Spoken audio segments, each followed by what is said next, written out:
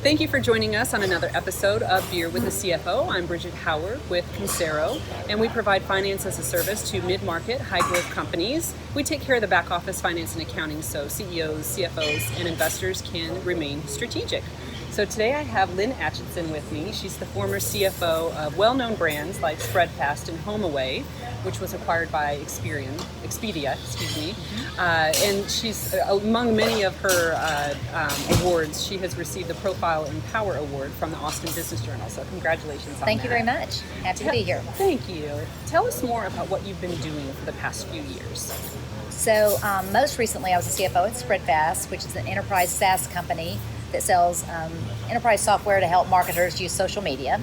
So that was a lot of fun. It was a new area of software, a new industry, and so I really enjoy change and things like that. So when they were opportunistically purchased by Vista and then merged into Lithium, that was my time to exit. So it was a good opportunity for me to figure out what was next. And so I decided that I've had a long career already. If I count all the overtime over a long career, it's even longer. And so I've decided not to look for another full-time CFO gig, but rather to stay engaged professionally through my board work. So that's what I'm doing now. I'm on one public board, Q2 Technologies, and then two private boards, Real Massive and Convey. And you were just telling me that your daughter's getting married soon, so you actually get to spend some time with her planning and just enjoying that time of her life. Absolutely. I'm super excited that I can actually have time to chase down all these things for her, but I'm learning that she's going to make the final decisions about things, so already figuring that out. Yeah.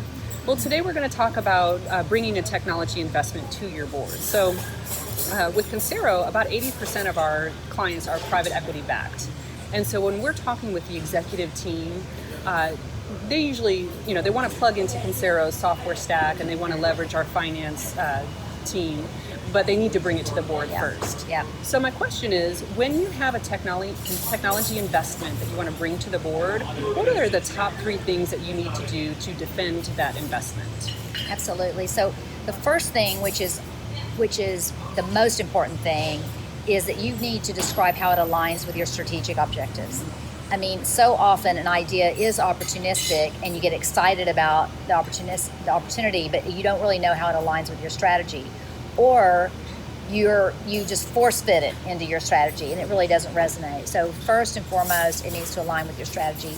And you just can't say, oh, it aligns with strategy. You need to say, what are the things that we've decided to do as a business? What are the things we want to do over the next 1, 2, 3, 4 years? And how does this investment feed into that? The second is what you're probably more familiar with is numbers. I mean, there needs to be some sort of expectation of what this investment's going to cost. That's actually usually where people start, which is why sometimes the strategy piece gets shortchanged. Okay. And then finally, a combination of numbers and objectives is what you think that investment's going to yield. And I always find the ROI. Yeah, but more than an ROI, because an ROI sounds like it's a big math problem, and you're going to come up with some number and you're going to do best practices and benchmarking all that. It could be ROI, but it also just could be write down what you expect to happen. Because when you're forcing the person who wants to make the investment to do it, and you're saying, what are we going to achieve with it? Some of it's going to be numbers, might be more revenue, might be less cost, more efficiency, but write things down, because if you write things down, it kind of forces you to be more thoughtful, and it forces you at the idea level to flush things out. So I think it's a combination of all those 3. Okay, so now that you're a board member, does that perspective change for you?